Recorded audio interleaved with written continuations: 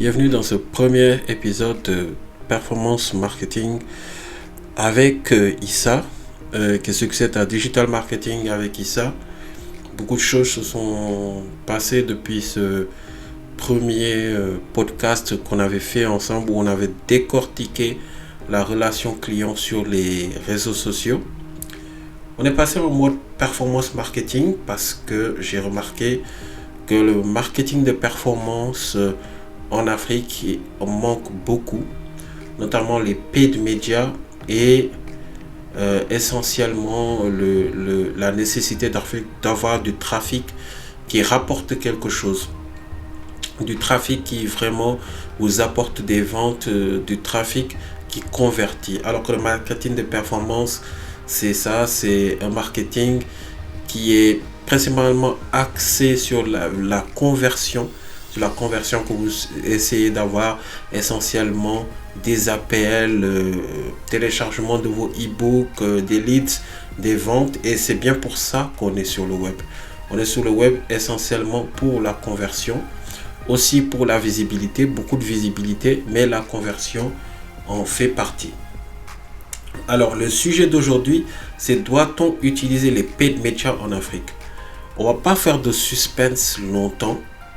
La réponse est oui, évidemment oui. On doit faire un peu plus dans les paid media en Afrique et j'utilise, mais bien sûr c'est carrément une expérience en digital marketing, mais avant d'être basé à Montréal, j'ai travaillé pendant 5 ans au Sénégal sur beaucoup de projets qui réunissaient l'Afrique avec quelques compagnies et je sais que on est beaucoup dans l'organique, mais c'était vraiment ce qui était demandé, du SEO, parce que c'était perçu comme la solution miracle. Sauf que le SEO, ça demande du temps. Il faut du temps, il faut de la construction, du contenu régulier, du contenu de qualité, du contenu SEO pour pouvoir performer. Et pas seulement de la rédaction d'articles. On fait souvent cette erreur en pensant qu'il n'y a que de la rédaction d'articles. Mais non, il n'y a pas que de la rédaction d'articles dans le SEO. Il y a plein d'autres aspects dans le SEO. Donc c'était beaucoup de SEO, beaucoup de demandes en SEO, beaucoup de demandes en gestion de communauté sur les réseaux sociaux pour tenter d'augmenter le reach de manière organique. Sauf que ce qu'on ne sait pas maintenant en 2022, bien sûr, quand je commençais déjà à toucher la gestion de communauté déjà en 2014, c'est essentiellement que le reach n'est plus pareil en fait. Le reach organique a beaucoup diminué. Au niveau des réseaux sociaux, c'est normal parce que il faut se dire la vérité, la publicité a une grosse part de revenus au niveau des réseaux sociaux.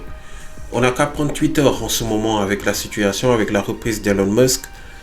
Je parcourais un article qui disait qu'on offrait des coupons aux annonceurs représentant le double de ce qu'ils investissent pour qu'ils puissent lancer des publicités sur Twitter. Donc la publicité, elle est devenue essentielle pour les réseaux sociaux. Pour ça, on ne peut plus vous donner de reach organique comme en 2014, quand vous faisiez un post où vous étiez sûr d'avoir de l'impact. Vous êtes sûr que vous n'aurez pas d'impact.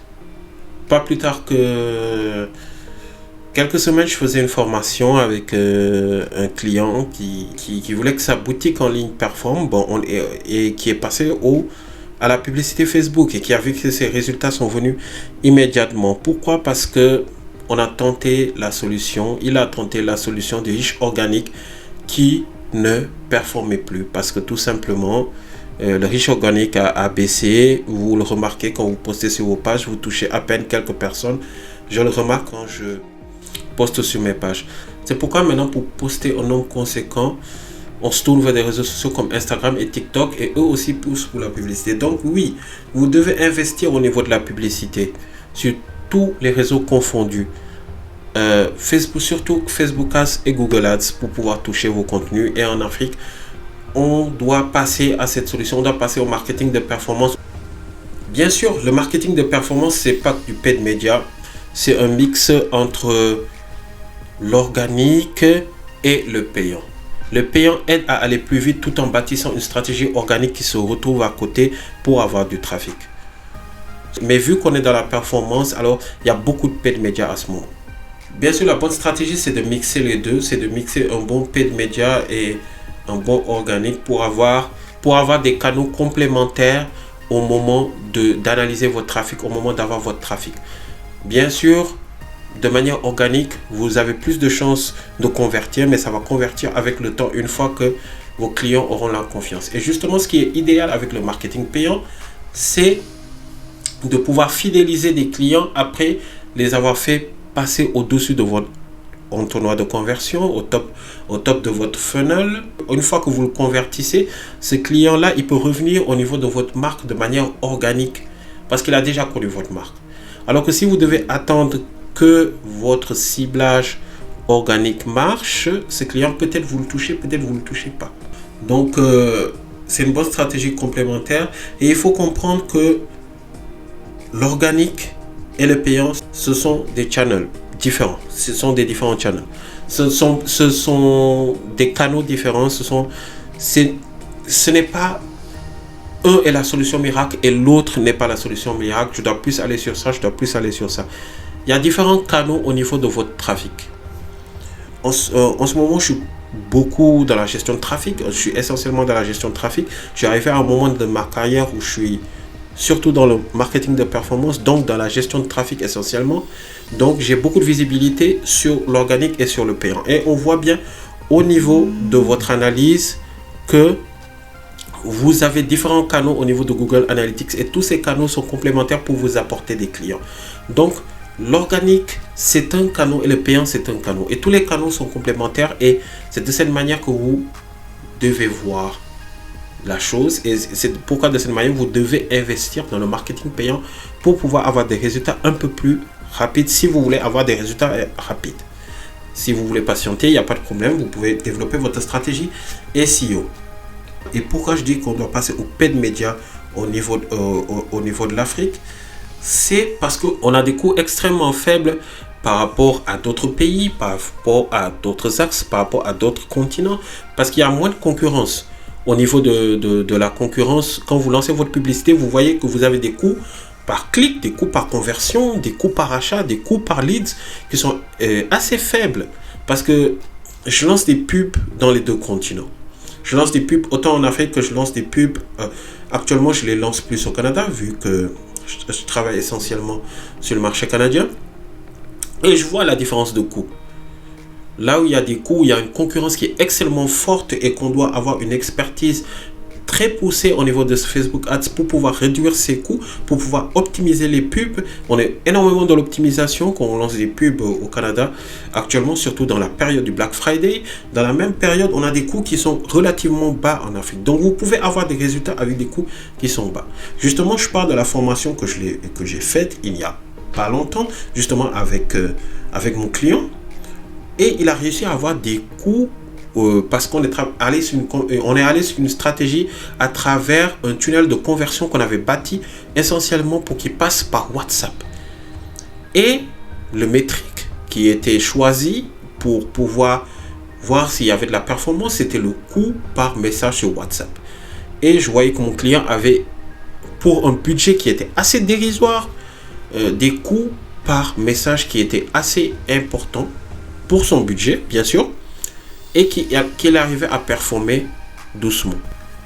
Vous maîtrisez votre ciblage avec la publicité en ligne, vous touchez exactement les gens que vous voulez cibler.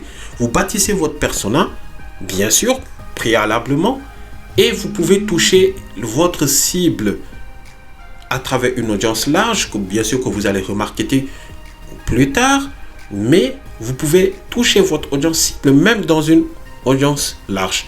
Précisément les personnes que vous avez envie de toucher sans gaspiller de l'argent et en bâtissant un entonnoir de conversion qui est moins long que l'organique. Parce que quand vous avez l'organique, vous avez un entonnoir de conversion qui est un peu plus long. Pour avoir l'attraction du client avec les paid médias, vous pouvez l'avoir assez rapidement puisque vous allez cibler exactement les personnes qui sont intéressées par le produit. Imaginez que vous vendez du lait, vous touchez des personnes qui veulent du lait. Des personnes souvent qui veulent acheter du lait à un moment T. Vous voulez toucher des consommateurs ou des fournisseurs, vous pouvez le choisir avec les paid médias. Donc tout ça fait que votre business va plus loin. Votre business ne s'en portera que mieux. J'ai lancé des publicités pour des clients, j'ai fait des publicités pour des clients qui ne voulaient pas, bien sûr, et il faut se dire un peu, on ne veut pas trop mettre de l'argent dans le paid media, on ne veut pas mettre de l'argent, mais n'oubliez pas que les paid media permettent de calculer votre retour sur investissement. Donc, gestionnaire de paid media que vous avez, responsable de trafic que vous avez, son travail c'est de faire en sorte que vous soyez toujours rentable. J'ai plein de clients qui sont rentables, plein de clients qui ont lancé des publicités, avec qui j'ai lancé des publicités qui sont rentables et qui ne perdent pas de l'argent. C'était mon podcast Performance Marketing. Je vous donne rendez-vous pour mon prochain podcast qui aura le nom Je peux le faire, dans un format beaucoup plus général avec mon co-hosteur que vous découvrirez à ce moment-là.